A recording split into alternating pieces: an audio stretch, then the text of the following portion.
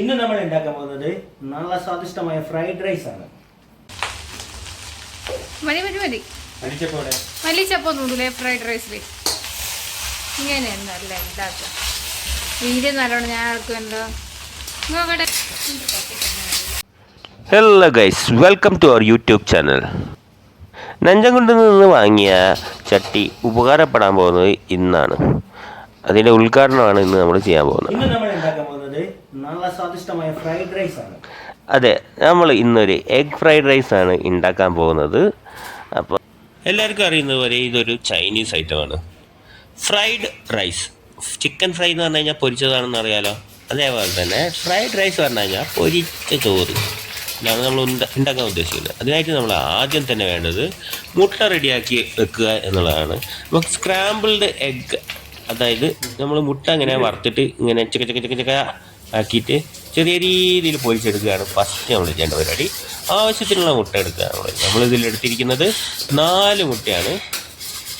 അങ്ങനെ അത് ആദ്യം നമ്മൾ ചെയ്യേണ്ടതെന്ന് വെച്ചാൽ കുറച്ച് എണ്ണയും പാർന്നിട്ട് കോഴിമുട്ട ഉടച്ച് പാർന്നിട്ട് അതിൻ്റെ അതിലേക്ക് കുറച്ച് കുരുമുളക് പൊടിയും കുറച്ച് ഉപ്പും ഇട്ടിട്ട് നമ്മൾ അതിനെ ഇങ്ങനെ ചക്കാന്ന് വെക്കുക. അപ്പോൾ അത് ഇളക്കുന്നത് എന്തിനാണെന്ന് വെച്ചാൽ ഇത് കുറച്ചൊന്ന് ഡ്രൈ ആയി കഴിഞ്ഞാൽ ഇതിന് ടേസ്റ്റ് വരുള്ളൂ. കുറച്ചും കൂടി എണ്ണ വാർന്നു കഴിഞ്ഞാൽ കുറച്ചും കൂടി നന്നായിരിക്കും.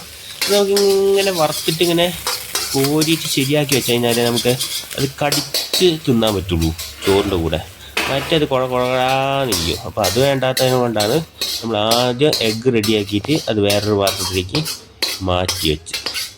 ഇനി നമ്മൾ അടുത്ത പരിപാടി എന്താണെന്ന് വെച്ചാൽ ഈ മാറ്റി വെച്ച എഗ്ഗ് മാറ്റി കഴിഞ്ഞാൽ ഇതിൻ്റെ അകത്തേക്ക് കുറച്ച് എണ്ണ വെച്ചിട്ട് ആവശ്യത്തിനുള്ള വെജിറ്റബിൾസും കാര്യങ്ങളും റെഡിയാക്കി എടുക്കുക. അപ്പോൾ ഇതിൽ നമ്മളെന്താ ഉദ്ദേശിച്ചതെന്ന് വെച്ചാൽ വെളുത്തുള്ളി, ഇഞ്ചി, പച്ചമുളക് ഒക്കെ ഇട്ടിട്ട് അത് ഒന്ന് ആദ്യം മൂപ്പിച്ചെടുക്കുക എന്നുള്ളതാണ് പരിപാടി. പിന്നെ നമുക്ക് ആവശ്യമുള്ള വെജിറ്റബിൾസ് ഇടാം.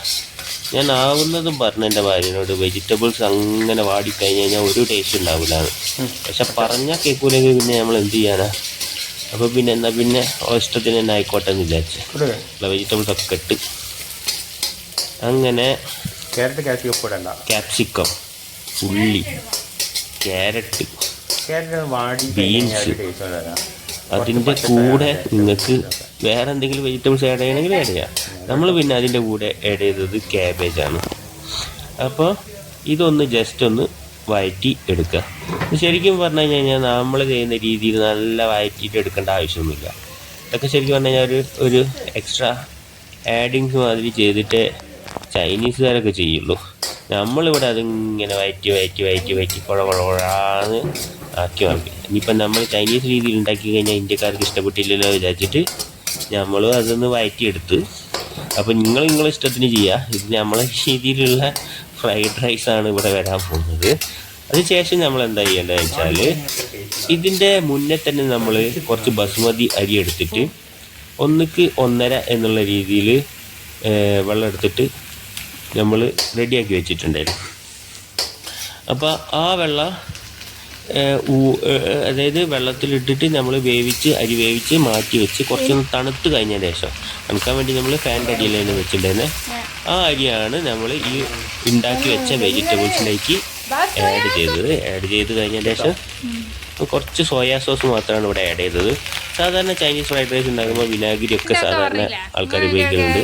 പക്ഷേ നമ്മളിവിടെ അതൊന്നും സംഭവിച്ചില്ല. അപ്പോൾ ഈ അരി പൊട്ടിപ്പോകുന്നുള്ള ടെൻഷൻ കാരണം എല്ലാ സാധനവും ഒപ്പരിട്ടിട്ടാണ് പിന്നെ നമ്മൾ വറക്കാൻ പോയത്.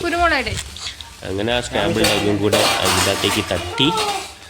പിന്നെ ഒന്നും പറയണ്ട, എന്നെ എന്താ ഒരു സാധനം ജപിക്കാൻ ഓള് സമ്മതിച്ചില്ല.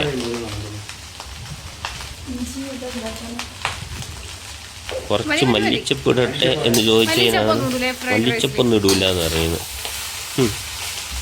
ഇതിനെക്കാട്ട് നന്നായിട്ട് ഓക്കുണ്ടാക്കാൻ അറിയാമെന്നാണ് പറഞ്ഞത്. ഇളക്കാൻ ഇളക്കിക്കോ പറഞ്ഞിട്ട് കൊടുക്കാമെന്ന് ഞാനും വിചാരിച്ചു. കച നടക്കുന്നുണ്ട്. പകുതി മുക്കാലിപ്പോൾ പോകുന്നാ തോന്നുന്നത്. ഭയങ്കര സ്കില്ല. നല്ല ഇളക്കല. നേരെ അപ്പുറത്തെത്തിയിട്ടുണ്ട്. കുറച്ചും കൂടി പോയിട്ട് അപ്പുറത്തെ പറമ്പ് എടുത്തിട്ടുണ്ടായിരുന്നു ഫ്രൈഡ് റൈസ്. എന്തായാലും കഴിച്ച് ഞാൻ ഉദ്ദേശിച്ച രീതിയിലൊന്നും ഫ്രൈഡ് റൈസ് ആയില്ല. എൻ്റെ ഭാര്യ ഉദ്ദേശിച്ച രീതിയിൽ ഫ്രൈഡ് റൈസ് ആയിട്ടുണ്ടോയെന്ന് ടേസ്റ്റ് ഉണ്ടെങ്കിൽ അവൾ പറയും ആയിന്ന്.